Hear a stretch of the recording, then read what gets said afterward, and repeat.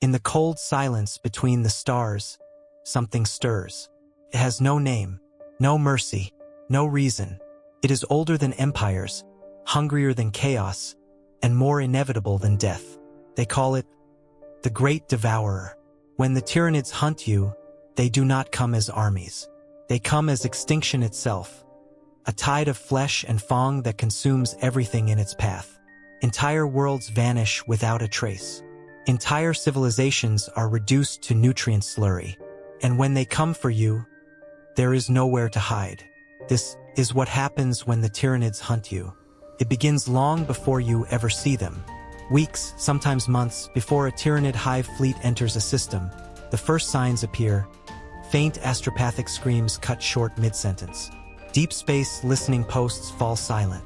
Warp routes twist unnaturally, as if reality itself is recoiling from what's coming. Then the shadow falls. Not a literal shadow, but a psychic one. The shadow in the warp. It descends like a suffocating storm, cutting off psychic communication, blinding navigators, silencing astropaths. To those attuned to the warp, it feels like drowning in black water. To everyone else, it's the sound of isolation. Imperial fleets scramble, but they cannot prepare for what they cannot comprehend. They still believe they face a foe, a species, but they are wrong. They face an organism. The first Tyranid organisms arrive not as fleets, but as spores. Kilometer-wide mycetic pods rain from orbit, crashing into oceans, plains, and cities alike. Within minutes, they split open, spilling creatures that defy reason. Spine gaunts with chitinous claws, gargoyles swarming the skies, rippers carpeting the ground like living acid.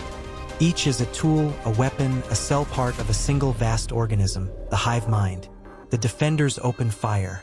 Tanks, artillery, orbital bombardments. All rain death upon the invaders. And they fall by the thousands.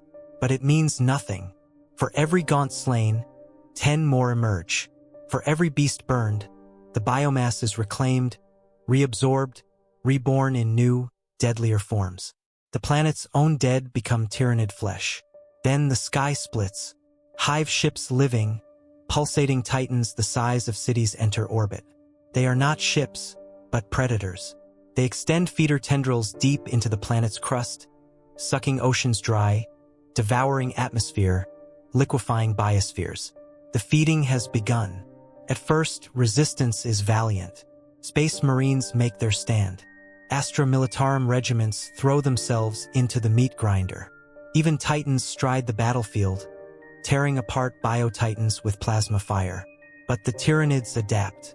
Each battle fought, each weapon fired is data for the hive mind. Armor becomes thicker, claws sharper. Synapse creatures emerge, coordinating the swarm with terrifying precision. And worst of all, the Tyranids learn. What once required millions now takes thousands. What once overwhelmed with numbers now crushes with cunning. They lure tanks into ambushes. They bait fleets into traps. They evolve countermeasures mid-battle.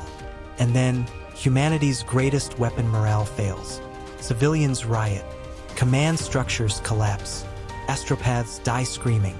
The Imperium's mighty armies fragment into desperate, isolated pockets, each waiting to be harvested in turn. On Tyranid worlds, there are no prisoners, no survivors, only biomass. Once resistance breaks, the true horror begins.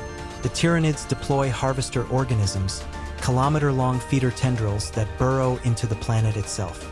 They consume everything: soil, rock, atmosphere, oceans, plants, animals, humans. Even the microbial life in the ground is stripped away. A world that once teemed with life becomes a barren, airless husk. Orbiting hive ships gorge on the slurry, pumping it deep into their gullets.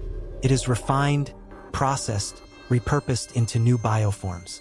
Every drop of blood, every molecule of protein, becomes part of the next generation of the swarm. Even the planet's moons are not safe. They are cracked apart for minerals. Asteroid belts harvested for metals. The system itself is drained to fuel the swarm's next jump. And then, silence.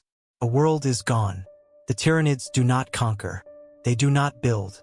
They do not negotiate. they consume. When they finish a world, they move on to the next. And the next. And the next.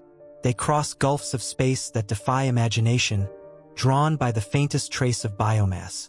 A single radio signal, a whisper of atmosphere. And here lies the most terrifying truth. The hive fleets we face are not the whole of them. They are only the vanguard tendrils of a vast galactic swarm that has yet to fully arrive. Beyond the edge of the galaxy, in the void between galaxies, something stirs. Something far larger, far hungrier. The battles we fight now are not for victory. They are for time. Because when the Tyranids hunt you, there is no escape. There is no negotiation. There is no future. There is only the swarm. The Imperium fights. It endures, prays. But the Great Devourer is eternal. And when it comes for us, not even the stars will remember we were here.